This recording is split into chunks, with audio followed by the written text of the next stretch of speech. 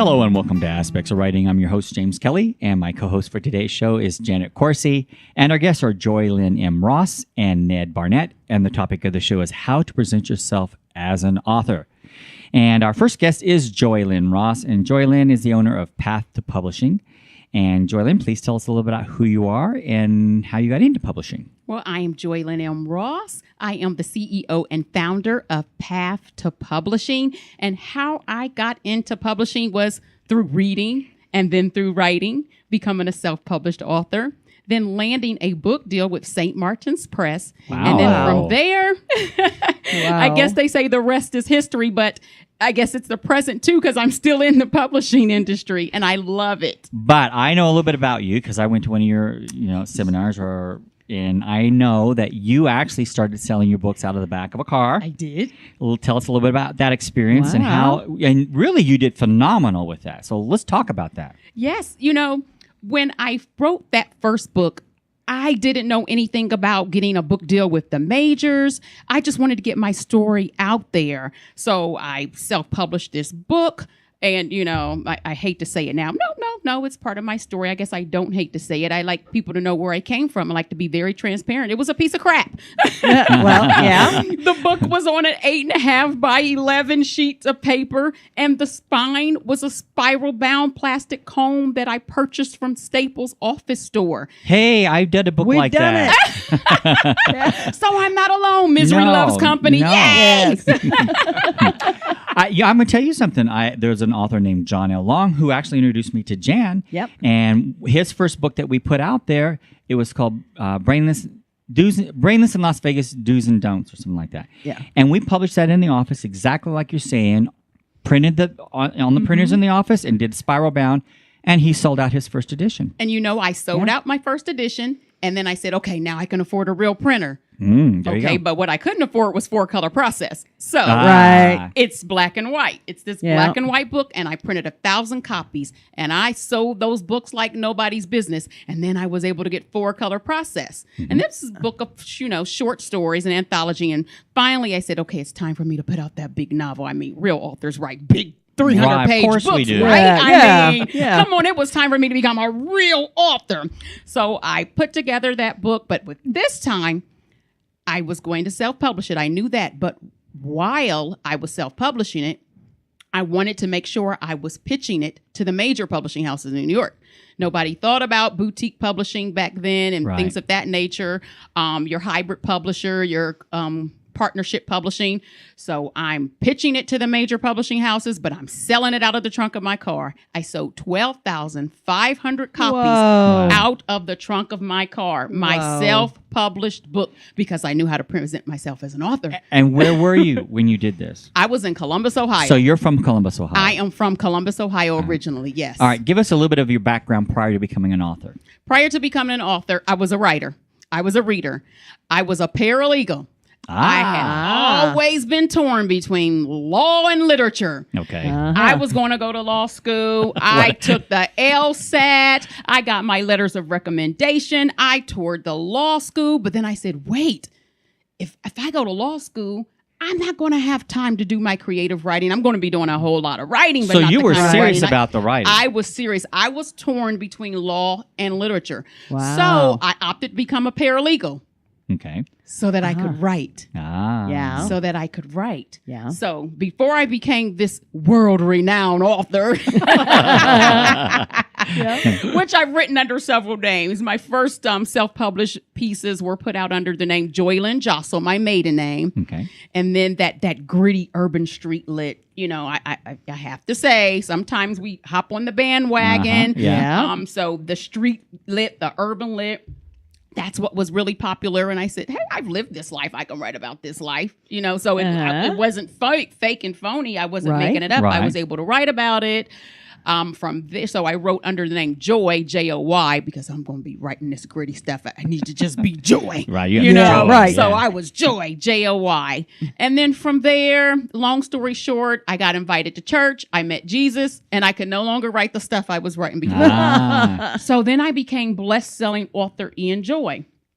Okay. From there, I dug up a 15-year-old manuscript that was a children's story.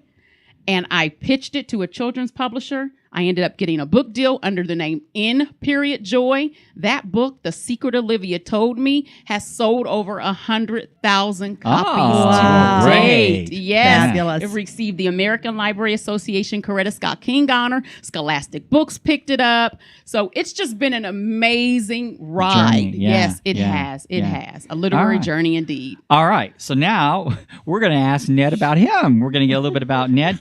So Ned Barnett, give us your background. Where were you born? What did you do before you got into this? Okay, I'm originally from Cleveland. We're both from Ohio. And I when I was 15, I moved to Atlanta. So you and I have that in common. 12 years there. And I always wanted to be a writer. From the time I was in high school, I wanted to be a writer. I went to journalism school because that's how you learn to be a writer, or at least I thought. And then my first job out of college was as a writer for an insurance company doing their in-house publications. Oh. And my next job was to be an editor for the governor of South Carolina for their economic development publication. And that got me a chance to write speeches for the governor as well, which was kind of a trip. Yeah. And I kept writing. And finally, in 1982, I was asked to write a book. I didn't pitch it like you did, Joy. I was asked to write this book. Who asked you to write the book? Hospital Corporation of America. Okay. They wanted me to write their guide for public relations. They had 457 hospitals. Most of them had no PR person. They wanted me to create a basic guide to public relations so the boss's secretary could do PR for the hospital. And so you wrote that book? I wrote that book. All right. Funny story. I wrote it, and I kept a carbon copy. This is back when they were still When it's typed. Carbon? Some people the people are going, Yeah. carbon? What's carbon? Right. I gave them the manuscript. A year later, they came back to me. 14 people had edited it in 14 different colors of ink, and most of the edits were contradictions. So Bob said this, Joe said, no, do it this way. Yeah. And then Sam said, no, do it this way. I started trying to put it all together, and after 2 weeks, I realized it wasn't going to happen. Yeah. So I set aside for a month. And then I pulled out the carbon, gave it back to them, and said, here it is, the final copy. And they published it just as I'd originally written it. Oh, my God. After all that. Yeah, it's interesting. That's interesting through the whole process. 'Cause Wow. I've gone through a lot of processes with editors and editing, and I know. And then the American Hospital Association saw that I had written this. They asked me to write their basic guide to hospital public relations, which I did. Then I one of the investment houses that did books on investments wanted me to write about the 5 largest for-profit hospital companies. This was brand new at the time. That book sold for $1,200 a copy. Wow. And it was spiral bound just like yours. Oh, wow. Oh, my heavens. You know, I because it know, was just information. Right. And that got me going, and then I started writing books about the business of hospital public relations and hospital marketing, which was brand new. And my biggest book ever was one that was called The Basic Guide to Hospital Public Relations. It sold for $497 a piece. My goodness. Sold out the press run, and then one of the pharmaceutical companies bought it and produced another 1,000 and gave them away to hospitals. So you were successful already. I was successful, and because I'd negotiated all my own deals, and because they weren't selling until I started promoting them myself, like you, they wouldn't publish any or promote anything, and I started promoting my books, and they were selling it. 3 of my publishers retained me to promote their other authors. And then I also opened a literary agency because I knew how to negotiate book contracts. So I got into the promoting other people's books, helping them get contracts with Simon & Schuster and things like that. And so I've been involved in publishing all my life. I stopped writing books for a while I was helping other people write their books as a coach, as an editor, and things like that. And just in the past year, I have started a novel that I'm excited to get out. My last novel was a science fiction novel from 2003, so it's been a while. What was the name? What was that book? It was called The Kelly Incident, and it's about a fictionalized retelling of a real UFO sighting that occurred or encounter that occurred in 1955 in Kelly, Kentucky. And my late wife, who was my co-author on the book, her cousin was one of the 26 people involved with it. So we had inside information. And it was also a romance, which was Oh. kind of an interesting thing for me. That was Carol's part. She wanted to really get into the romance side. So You it got was to a- throw something in there. Yeah, Yeah. it was a nice romance, but it was basically just a fictional retelling of a real thing. And then this past winter, I wrote a book on why people ought to write a book, how they can do it, and then how to leverage the book into profits that have nothing to do with sales. And then about half is about marketing the book using tried and true old marketing techniques that people think, oh, that's old, that doesn't work anymore, it's got to be digital. No, these things really work, whether it's talking with the press or having events or book signings. People overlook that, and yet this is a way of selling books. And I think you've talked with a number of people who host book signings and understand how important it can be for Yes. the authors. So that's what I'm going to do. And this nonfiction book, Joy is going to be publishing it. Oh, okay. It's going to be her second book. Her first book is the one she's written Yeah. that we're very excited about. It's Yeah. a fantastic book, and it's based on the conference that you had. Yes. So why don't you mention that? It's Act Like an Author, Think Like a Business, Ways to Achieve Financial Literary Success. Yeah, and that's interesting because, I've had a few authors on, not a lot, but I've had a few authors on who actually went into writing or being an author for financial gain. Usually people write because of the joy. I write because it's just something I enjoy doing. It's not something I've ever thought I'm going to sell. Well, maybe at one time I thought I'll sell a million copies, but you know what I mean? But most people don't think that way. But more and more, I'm finding more and more authors are saying, I actually had one author who actually went through the whole journey of what genre should I write? He went out there and he checked out what's selling the best, and how easy it is to market this certain genre. And he actually chose what he writes based on that. And you know what? The biggest mistakes, and I wrote a post about this last week, one of the biggest mistakes authors make is using the reason why they write as the reason why they publish and why they sell. 3 different thought processes. Yeah. Why you write has nothing to do with why you sell a book and profit from it. And one of the things that's in my forthcoming book, it was this thing that triggered it, is that I wrote a book, I ghost wrote a book for a client, and the deal was I'd get 10% of all the sales, which was, I expected it to sell well. It is in an area that I understood very well. I knew the market. She decided rather than to sell it, she was going to give it away as a door opener. So Okay. instead So there's of no Yikes. price. no royalties. But Ned, I've been down that Yeah, road too. she gave me a pity check of $500, and that was it. But she also sent me a box of books. So I was meeting with a group of doctors here in Henderson, Nevada, and for a business deal that I could tell was going nowhere. When doctors look for investors, they don't really believe in it because they can underwrite it out as petty cash. Right, Yeah. right. So I knew that wasn't going anywhere. But I gave them a copy of the book because they were doctors, and the book was about how to market a certain kind of medical practice. A week later, they called me and said, we're not going to do that. And I said, I knew that you weren't going to. But we're starting this other book, and we want you to help us. Well, we struck a deal that week, and for the next 24 months, I got between $5,000 and $7,500 a month every month. Wow. Plus, they put me and my wife on their health insurance policy, which was That's worth a lot. that, right yeah, there. it was really there. So I made, for a book that never sold, I made $151,000 Oh, wow. plus health insurance. That inspired me to write this book about why everybody should write books, even if they have them ghostwritten, and how they can use them to bring in new Leverage. clients, Yeah. get profitable speaking opportunities. Here in Vegas, this is Convention Center USA. Yeah. They should be speaking at those conventions and doing other things that are profitable that have nothing to do with selling the book. I need to hire you as my PR person. I did. You've got my card right here. I'll be glad to help you. Okay. We discussed that earlier today. Yes, Yep. I know. All right, so the topic of the show is how to present yourself as an author. And there's a lot of different ways. You just mentioned several. We all think that it's just going to the bookstore and standing there and selling your book. That's not the only way you present yourself as an author. You just mentioned several ways you can present yourself as an author.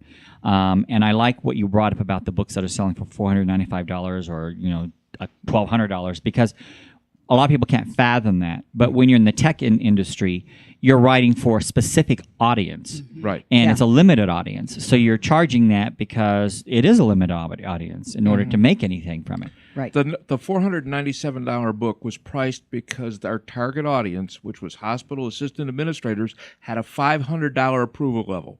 So they could approve on their own a $497 book. So that's how we were able to Come sell up with that figure. 2,000 copies of it all together. Yeah. Yeah. Wow, that's pretty cool. Yeah.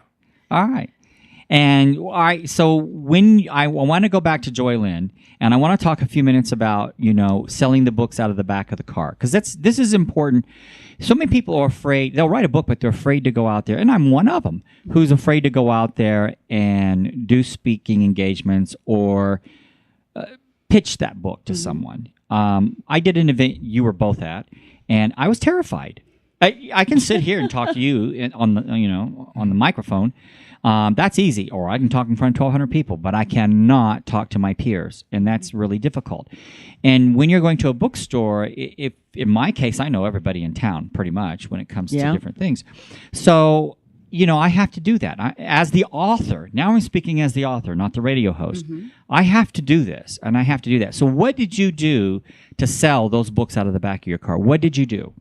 And when we say out of the back of the car, you didn't necessarily open the tailgate and start selling books. I mean, you actually went to the store. Sometimes I did. Well, and I actually represented an author who did that, by the way, and she did okay. Yeah, with authors, our books have to speak for us, but we must speak for our books. We cannot hide behind our books. Right. Our books is a part of our story. It's a part of our lives. It's our legacy. And so if we're not going to be the biggest cheerleader of this product, because it's a product. Yes. The book is a product. Yep. Being an author is a job. Publishing is the business. So again, that ties into presenting yourself as an author. This is my job. These are my duties. This is the job description.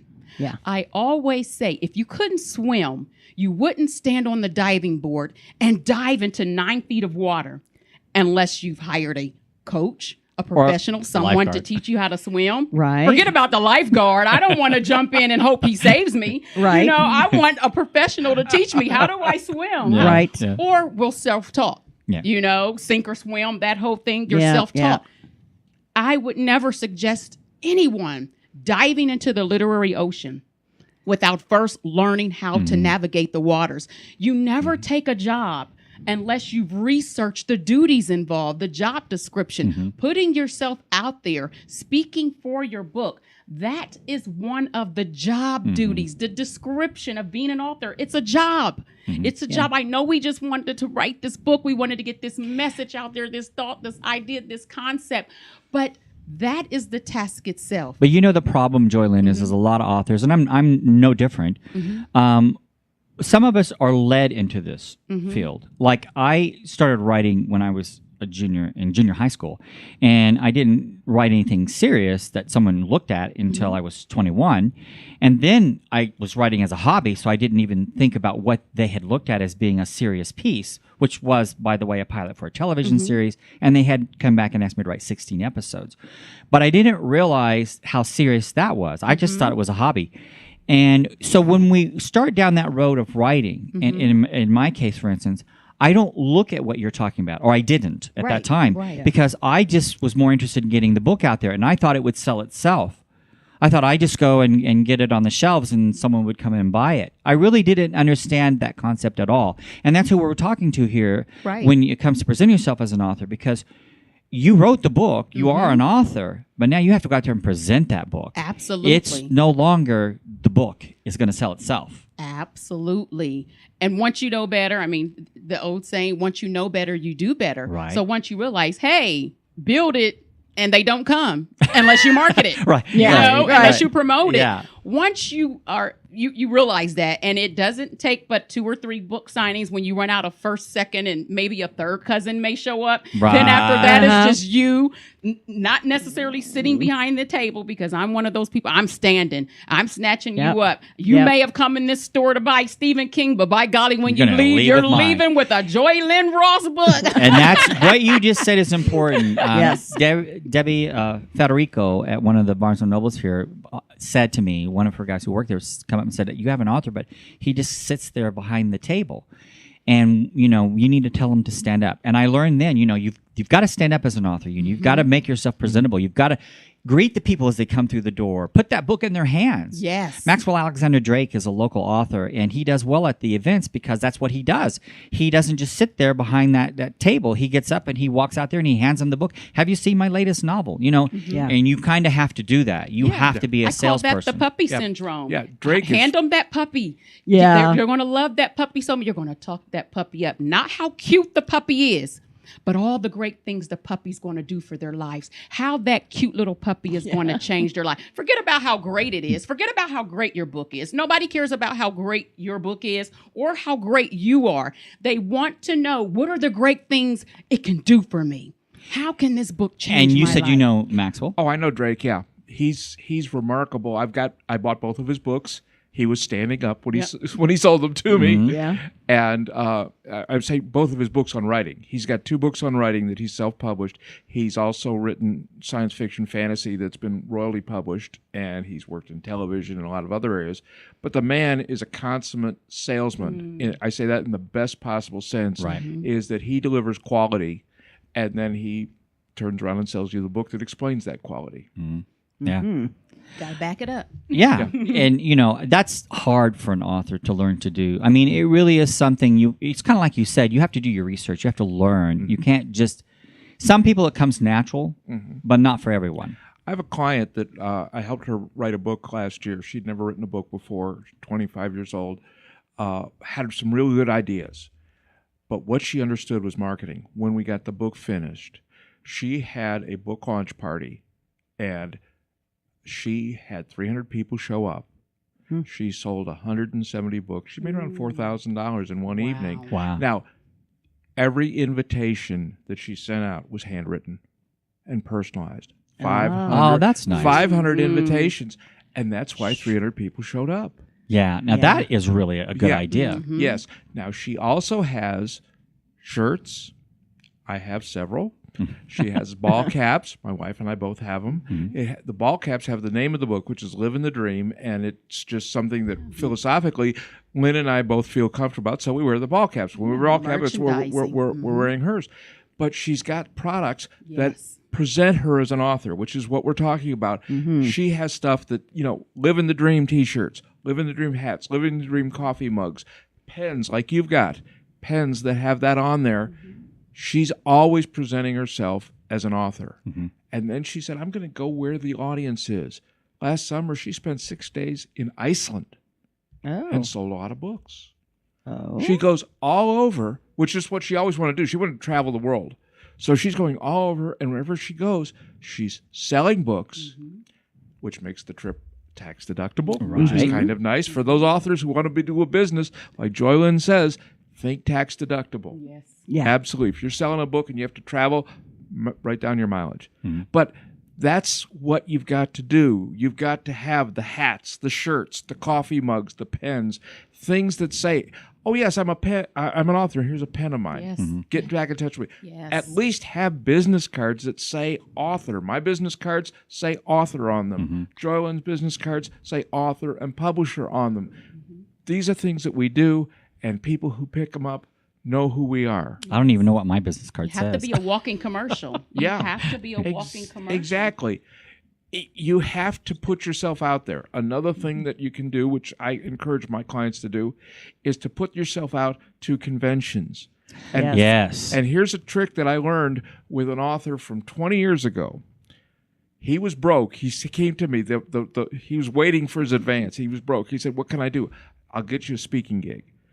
I wrote to a convention that was coming to town. It was the last minute. I said, basically, there are 3 things in life you can count on: death, taxes, and one of your speakers is going to cancel at the last minute. Yes. Yeah. Just like radio guests. Just like radio. The very next night, he was speaking for pay at a conference. So this Las Vegas is the convention center of the world, but everywhere has conventions. And mostly they'll have an organization that helps conventions come to town, helps them find the local vendors.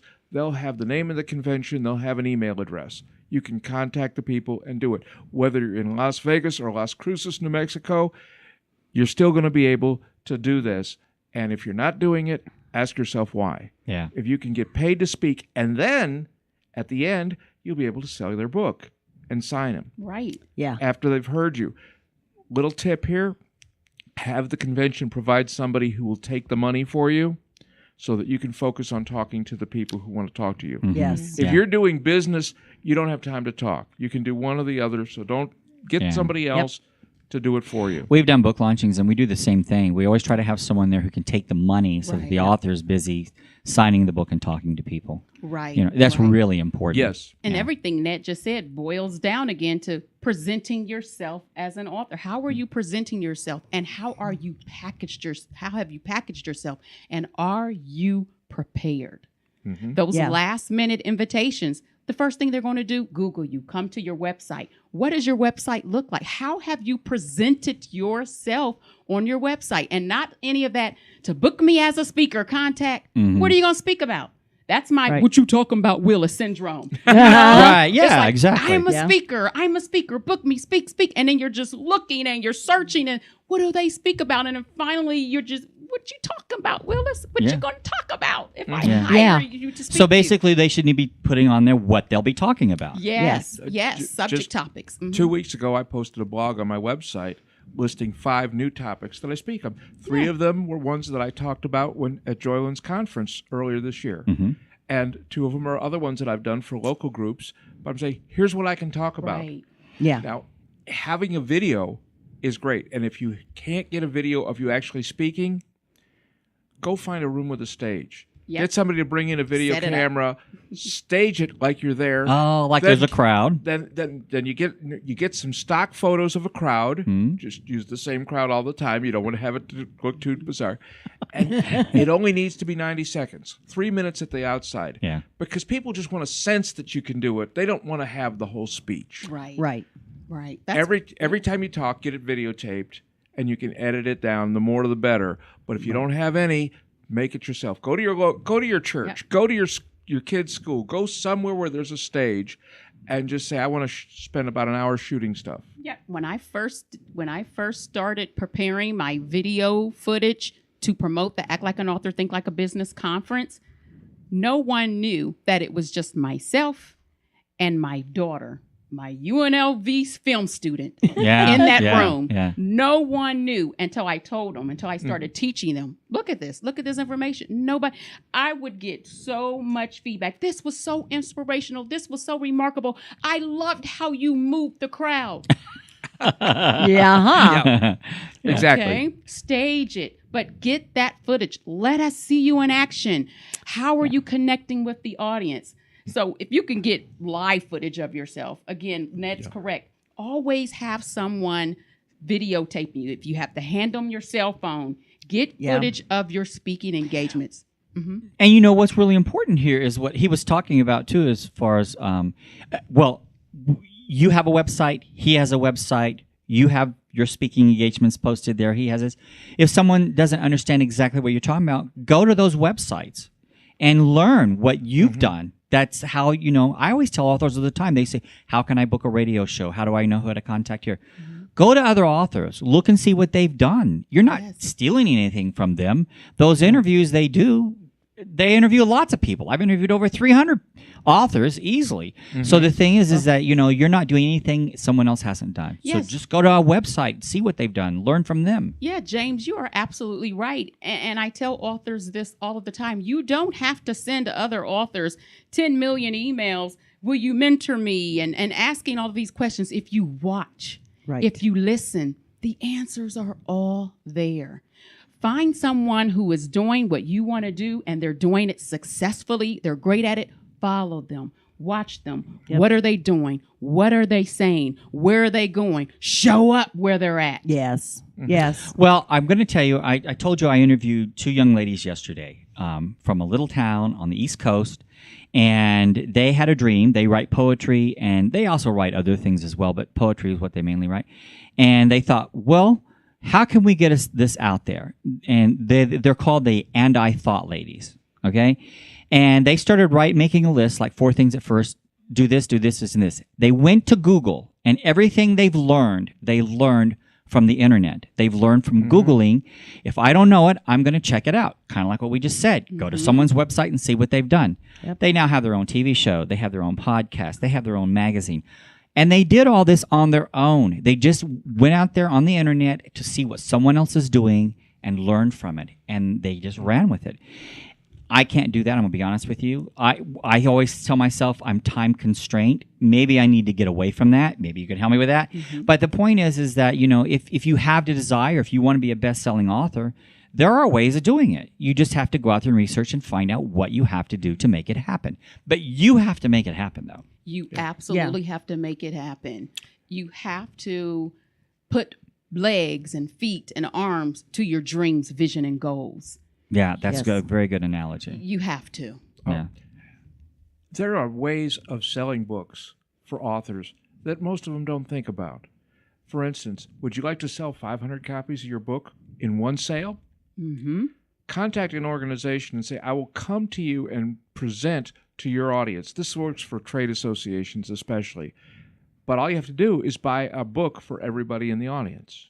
Ah, that's very good. And I will come, and all you have to do is cover my expenses. So I've just sold 500 books because I'm speaking to an audience of 500 in Nashville, Tennessee, and I've sold 500 books. Absolutely. Now, here's another tip. I have imprinted on the cover the organization's name, a little flag on the corner.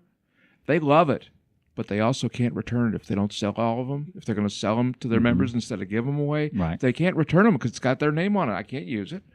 Right. Yeah. So, but they're happy about it. I'm not like taking advantage of them. They're thrilled to have their name on it.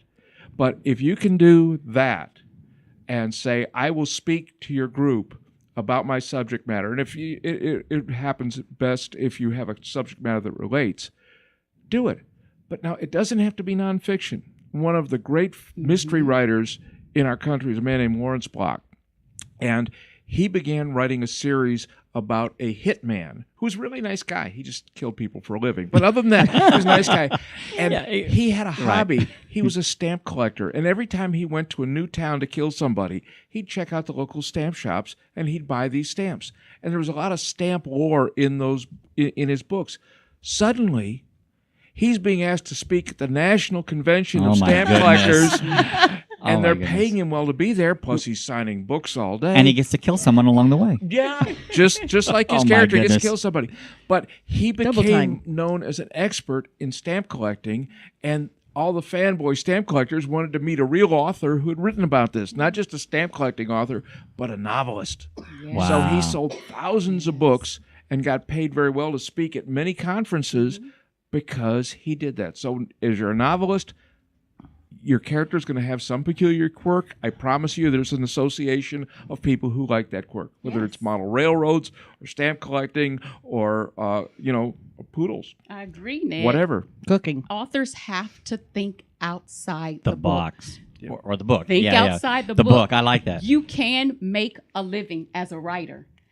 And I just need everyone out there who's even thought about writing, who hasn't thought about writing, because if you're in business, a book should be a part of every business. But do not allow someone to tell you that you can't make a living as a writer just because they haven't figured out how to do it. I've been doing it for over 15 years, ever since I got laid off from corporate America. And I've been teaching other authors how to do it. We did that on day 3 of the conference. I sell the course, make a living as a writer, and we think outside the book. So many authors make the book their business when it should simply be the foundation of the business. Right. It's kind of like what he said. You wrote the book. Yes. Now you got to be the business person. Yes. Yeah. And I think most people have a hard time with that. It does take, you really have to want to do it. You must. Because I have authors all the time who I'll listen to them before or after the show, and I realize they've talked themselves out of it. I can't go do this and I can't do that. And you're talking yourself out of it is what you're doing.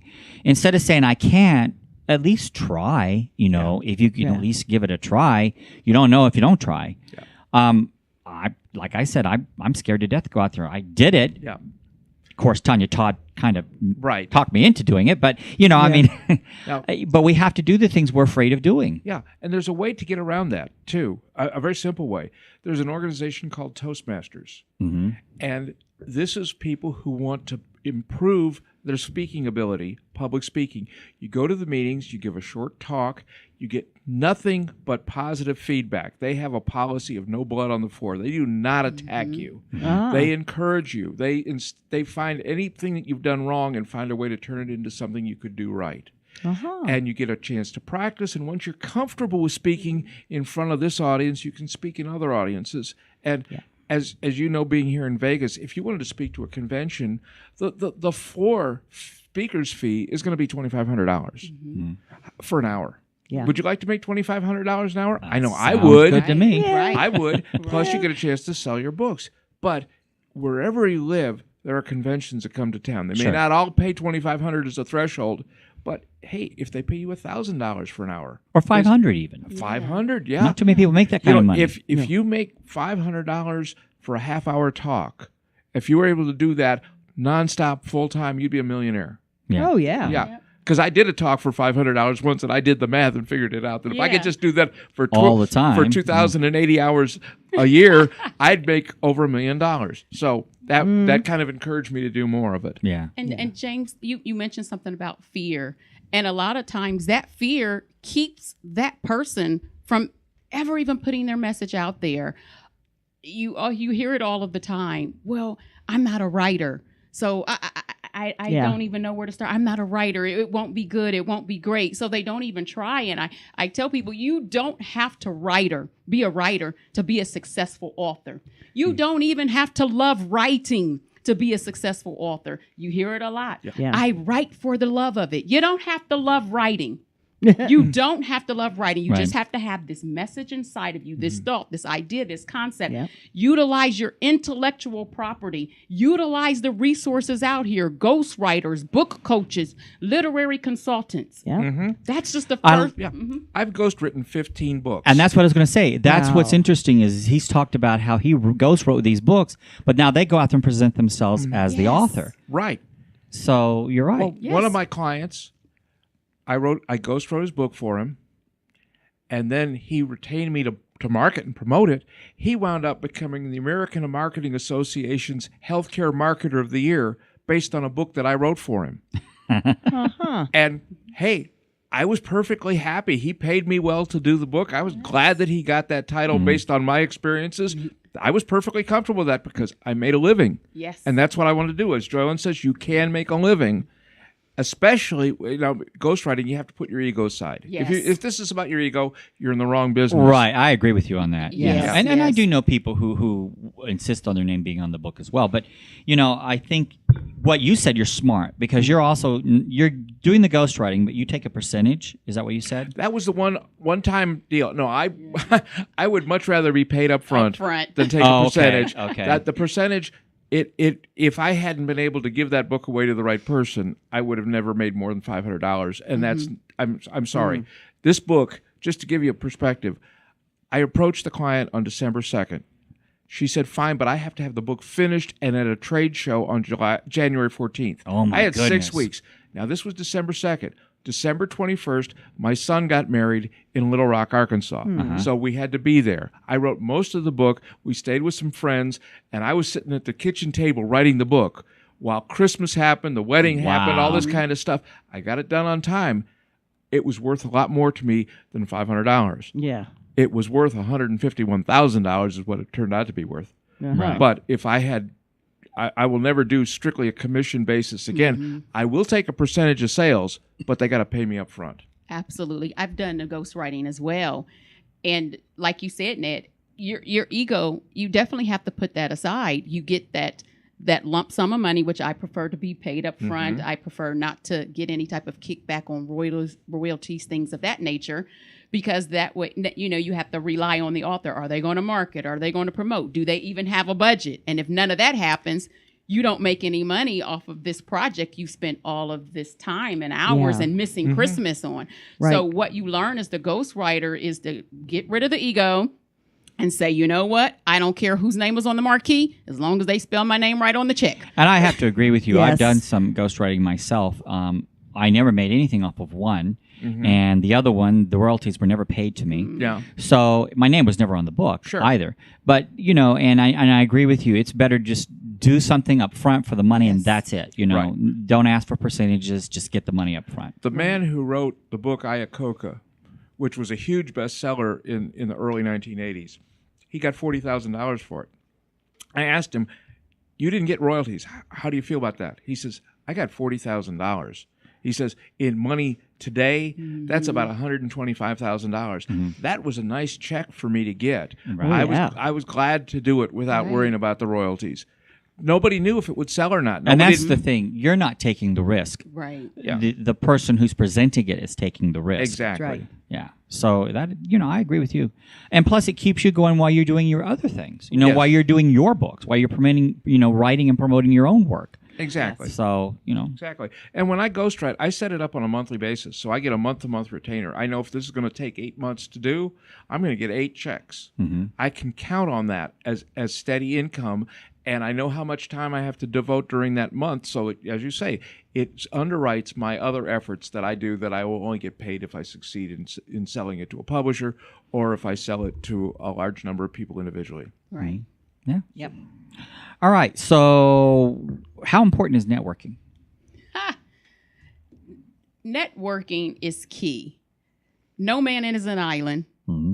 It takes a village to publish a book. I'm stealing that from Mark Coker, Yeah. founder Yeah. of Smashwords. It takes an entire village. You have to meet and you have to get out there to network. And I'm not just talking about readers. With authors, we think we need to go to these conventions that are these fun conventions or these fun conferences that are reader targeted. Right. When you should be going to business conferences, writing conferences, publishing conferences, and networking with those like-minded individuals who we learned at the Path to Publishing Conference this past September are experts in a certain area, in a certain field, where you guys could complement one another. A lot of times as authors, we feel like we're competing with each other. Yeah. We're not. We're complementing one another. We're connecting with one another. We're collaborating with one another. Yeah. You have a shoestring budget. Let's barter. Let's operate on what my grandmother called the quality of sharing. Everyone sitting at this table is here because of networking. Yes. Right. Yes. Including you, Jen. Yes. And I think that people fail to understand what networking is all about. Yes. Networking isn't just going to a convention. Networking is meeting people like yourselves. I met Jen through another author. And I mentored her on the air. That's how she got on the air. Yeah. And then when it comes to you, I met you you were actually doing a conference, and Tanya Todd invited me to that conference. Ned, I know you know Tanya, Yeah. and you've worked with her with Henderson's Writers Group. Yes. You were at a thing where I was invited to do a speech on And then there's fundraising. social media networking as well. Right. Get off of social media. Turn it into a conference call. Turn it into a Skype, a Zoom, a FaceTime, whatever you need to do. Get off of social media and form that true connection and then that relationship and then perhaps that partnership. Yeah. Let me tell you Yeah. about one networking example. I was flying to Dallas, and I was sitting next to a guy on a plane, and we started talking, and it turns out that he was Rudy from the movie Rudy. He was the real Rudy. He'd written the book. I have his phone number right over here. Yeah. Okay.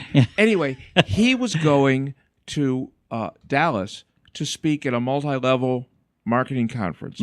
He was being paid $10,000, which was a nice fee. Yes. I mean, this was 20 years ago. It was a nice fee then. It was It's a nice fee now. Yeah. But here's the thing. He said that the people who brought him in are the leaders in that downline of multi-level marketing. Well, those people change companies every year or two, and they take all their people with them because then they get all the initial commissions again Right, and all right. that. He says, this is the 4th time I've spoken before this guy's conference, but it's been for 4 different audiences. Each time he made $10,000. One networking, one connection. He's done 4. That doesn't count the books he sold. I mean, that was just the fee he got, $10,000 each, which was in today's money, I'm talking $25,000 a pop, which is not bad money, but doing it 4 times through one connection. I'll tell you about him. I met him 20 years ago. Okay. He was writing a children's story. I don't think he ever finished it. And I met him. We were doing. I actually had aspects of writing at that time as a free lecture at Borders Books on Sahara and Decatur. But anyway, a friend of mine introduced me to him. We talked about his book, and I wasn't sure where he was going to go with it. The next time I met him was at a book signing conference, and I think it was Pittsburgh, Pennsylvania. And he was there for an autograph session. And we talked about the show. As a matter, I said, Rudy, when are you going to be on the show? He just got around to answering me about 2 weeks ago from an email I sent him a year ago. Okay. But the thing is that eventually I will get him on this show. Right. Yes.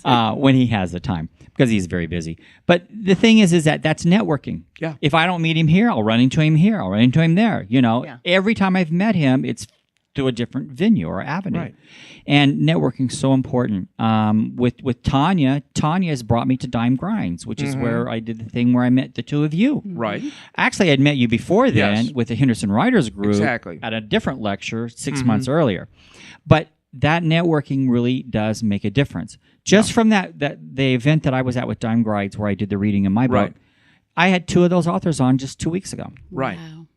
So the networking process is amazing. I went to the Star Trek convention a few months ago here in Las Vegas. I met R. Thomas McPherson, who's an author and owns New Atlantic Industries, which they're a publishing company as well. I had gone to the opening of Copper Cat Books, and the owners there, called me and said, "Could we do something on your show?" And I said, "Sure. I'm going to have a guy on named R. Robert McPherson." They go, "We know Robert." Yeah. They were on the show together. I mean, it's amazing, this whole networking thing, how many people know each other along the way. This is an interesting story, too. This was going back about a year and a half ago. I had some local authors on, and I had this one guy. I go on the internet a lot, and I try to find quotes. Sometimes we start our show with fun quips and quotes. Yeah. And I found this one quote. I really liked it, and I put it in, and I assigned it to an author to read on the air. He comes in prior to the show, and he's reading this. He goes, "Oh, I know this person." And I said, "Oh, you know that author?" Now, I had contacted the author in the meantime, thinking maybe I can get him on my show, because he's done quite well, and you're probably going to know who I'm talking about in a minute. So I don't know where he's from. I actually emailed him and said, "What time zone are you in?" Yeah. Meanwhile, the author who's going to be reading this on there goes, "Yeah, I know him. Gerard Demergeny. Yeah, he's a good friend." And I'm going, "Really? How do you know him?" "Well, he lives here." Yeah. Had no idea where Now, I end up emailing him back. He's going to be on the show. He said he agreed to be on the show. He's 5 minutes walking distance from where I was doing the show. I mean, it was amazing how networking can work and how much we all really know each other and can interact. Yes. And really help each other. Yes. Yeah. And you brought up Tanya Todd, and she schedules people for Dime Grinds, which is a monthly event, first Sunday of every month here in Vegas, where 3 authors get up and read from their books, talk about how they wrote their books, and then sell their books to everybody in the room that's interested and autograph them and like that.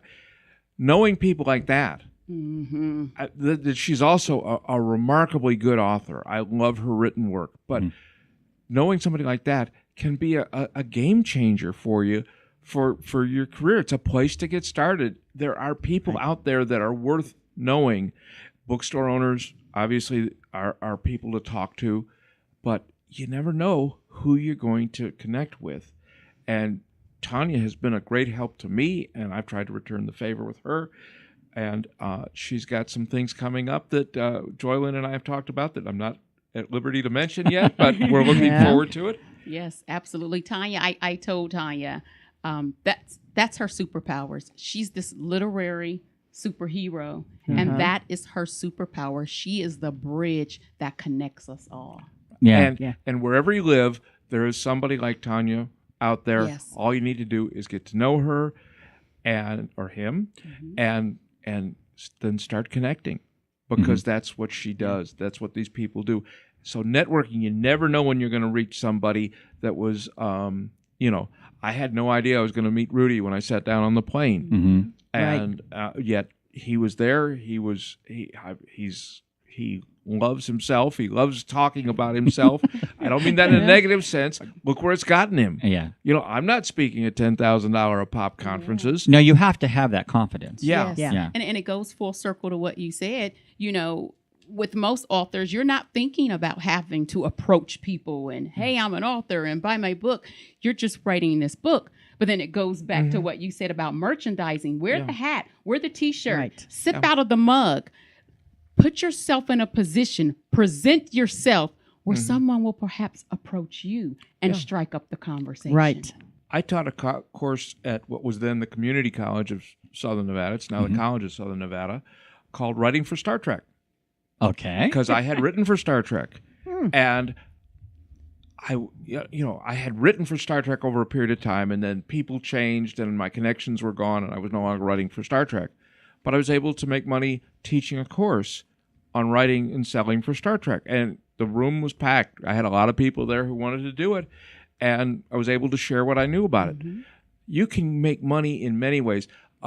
James Michener famously said that you can, in America, you could become very wealthy as an author, but you couldn't make a living. Well, Joylynn and I prove that that's not true. Well, a lot of Yeah. people have proved that wrong. Yes, Yeah. but you have to think outside the book, as she said. You have to think about, okay, I'm going to write, and maybe it's not always the great American novel. Maybe it's a press release for somebody, or a brochure or a booklet they have that they need, or something else. There's all kinds of writing that you can do. Taglines, blurbs, Exactly. sound bites. Yeah. Yes. I have someone on my team who gets paid to read authors' books and pull out sound bites so that they can use it for social media marketing. Wow. And sometimes things could. One time I was driving between Mississippi and Louisiana, going between two clients, and I get a call from somebody and says, "I need a TV commercial script. We're shooting tomorrow." So I pulled over to a Holiday Inn, went into the bar, sat down, and longhand wrote out a TV commercial. Half an hour later, I phoned it in to them. They shot it as I wrote it. It earned an Addy Award for the guy who did it. But I got paid. I'm thrilled that I got an Addy Award, but I was more thrilled that I got paid for writing something that took me a half an hour. And I got well paid for it. It wasn't the time involved. It was that I knew how to write TV commercials, and I knew the subject matter. Well, when you're out there promoting yourself, and let's just be honest, when I'm out there attending the events, I'm out there promoting myself. I'm out there looking for people to interview. I don't make any bones about that. Yeah. And what's interesting is that from the Grime Dines that I did, I went to your convention afterward, and because you graciously invited me. And then from there, because of that whole thing, I had two authors on who happened to know someone named Renee Winters. Do you know Renee? Yes, I know Renee. Well, Renee was just here this last week. She's going to be on my show in 2 weeks. I mean, it's amazing how this works. And to give you another example of what you're talking about today as well, in that you can't just be the author. There's a misconception that if you have a name, like Rudy, Daniel, then that automatically sells you. And in some ways it does. It says if there's a movie made after you, for instance, that definitely can't hurt. Yeah. But I had Don Lewis Barnhart on my show many, many times. Yes. And he was a director in Hollywood for 40 years. Right. He had his own television, or he had his own radio show prior to that for Right. 10 years on an LA station. Don wrote 4 novels, and they're good. Jan, you've read them. Oh, they're fantastic. But the thing is that he assumed. This is no way knocking Don, because I love Don dearly. He died a year and a half ago. But the thing is that Don automatically assumed, and he told me this, he assumed because he had a name in Hollywood for 40 years. He was the one who directed almost every Mork and episode Mindy. of Saved by the Bell. He did some directing on Mork and Mindy, Benson, several other shows. That would sell his books. But guess what? That did not sell his books. He couldn't get his books in the store. And when he came on our show, we had him on to talk about his books. We got him in Barnes & Nobles to sell his books. So I'm glad we did that. At least he got to do that. Right. But the thing is you can't assume, even if you have a name, that that's going to sell you. No. Again, what you said, Joylynn, you have to stop being the author and put the business hat on. Yes. It's time to be the business person now. The author's done. You're written it. You're the writer. You wrote it. You're the author.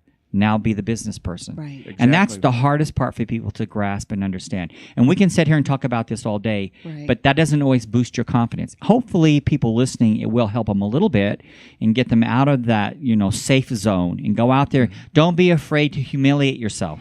That's what I tell Right. people. Don't be afraid to humiliate yourself. I love those girls who were on yesterday. I'm telling you, because they did. They don't care what anyone thinks. They're having fun. And I think that's what you've got to learn to do, too. When you put that business hat on, have fun with it. Yes. It doesn't have to be scary. I make it scary. If I'm out there and I'm afraid, it's because I'm doing that to myself. That's a good point. Yes. Very good. Yes. So anyone have anything to add before we tie this up? Well, and you make a good point, because something else that a lot of people don't know about you is you're a very shy person. Yeah. But you will promote somebody else. You will get out in front of the crowd and promote somebody else without blinking an eyeball. When I have an author I'm promoting, I'm out there in front of that store handing out their bookmarks saying, here's a free bookmark. And by the way, this author happens to be in the store today, Yeah. You're And then when it's epitome- over? Yeah, you're the epitome of what I call learning how to shine without having to be the star. Yeah, exactly. Yeah. Yeah, that's what, yeah. I'm like you. I'm very comfortable promoting somebody else. It's a large part of what I do for a living. But when it's come to me, I had to learn how to do it. I had to learn how to do it twice. The first time I learned that if I had a few drinks, I was much more comfortable doing it. Until the point And when the secret is. a few drinks became alcoholism. Yeah. But when I beat that, then I had to learn that, because I was then the guy over in the corner talking to the potted palm. I had to learn to come out of my shell, because I was terribly shy, without any help. And over time, I was able to do it. But I'm still more comfortable promoting somebody else than I am myself. Well, we're Authors going to have have to cut this short because Okay. we are literally running out of time, All right. and it's going to shut off us here. All right. So first of all, I'd like to thank Joylynn and Ned for being on the show. And I wanted you, Ned, please give us a website where we can go learn about your books and your work. Okay. It's Barnett Marketing Communication. The URL is barnettmarcom.com. All right. And Joylynn? Path to Publishing, that's TO, not the numeral 2, www.pathtopublishing.com. But for a free introductory publishing course, you can visit www.joylynmross.com. All right. And again, I'd like to thank Joylynn and Ned for being on the show. I'd like to encourage our listeners to please write us. Tell us what you would like to hear. Tell us what topics you'd like for us to discuss. And give us your experiences. And no matter where you are, doesn't matter where you are, if you're in New York, you're in Minneapolis, if you're in Paris, if you're in Sydney, Australia, we can interview you. Just write us. Let us know you're interested. I don't care if you're a newbie, just learning to write. If you've written 20 novels and you're 10 million copies out there, that's great. We'll interview you. Absolutely.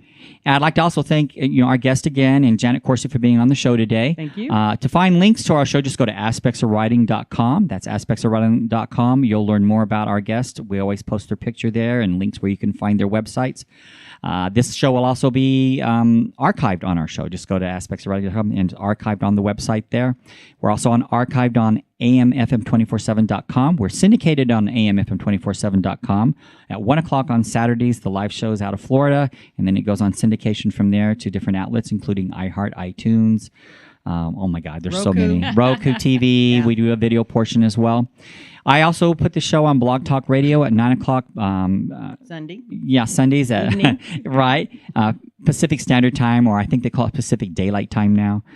So just go there at 8 o'clock, and you can hear the show again on Sundays. And we also have 2 new sister shows coming up. We have Senior Aspects, which is out now. It broadcasts on Blog Talk Radio at 8 o'clock Pacific Standard Time on Blog Talk Radio. And then we're going to be launching the Common Thread radio show starting this next week. So just go to Aspects of Writing to learn more about both of those shows as well. Yeah. Great. Yeah. So until next week, this is your host, James Kelly, reminding you, if you can dream it, you can write it. Thank you again for being on the show. Thank you. you. Thank You're you. welcome.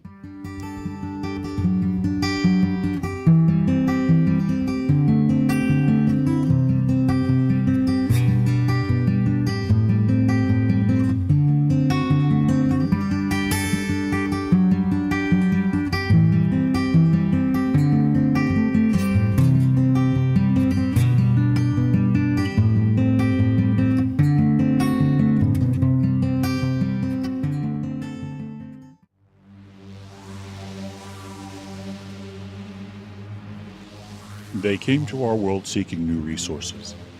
Both Earth and Mars were lush with plant life and mineral deposits.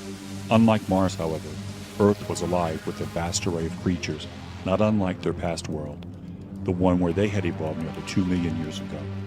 It took them over 20,000 years to reach our solar system, and another 20,000 to return home and report their findings. To their dismay, all that remained of their civilization was decaying cities and wandering souls. It would take another 20,000 years to reach Earth with the intent of creating a new oasis. During their time in space, they lost the ability to breathe. Now they had a new mission, not only to settle Earth, but also to create a new life form to house their souls. By the time they had reached our world, only one man's seeds remained for creating a new life form on Earth. From the fruit of his loin, new man was created. In time, it was hoped that one of the species from the various primates they artificially inseminated would evolve to look like them. Theirs was a waiting game. To enter the Earth's atmosphere for a prolonged period of time would cause them to age and die before the transformation from primate to new man was complete. They needed new men to populate the Earth with shells for their souls, but time was running out. Could they intervene and create a new life form from Earth's primates in time to save their souls? And more importantly, are we at that stage in our history now? Perhaps they already walk among us. The answers lie with Daniel's story of abduction as leaked to the press, the alien transcripts.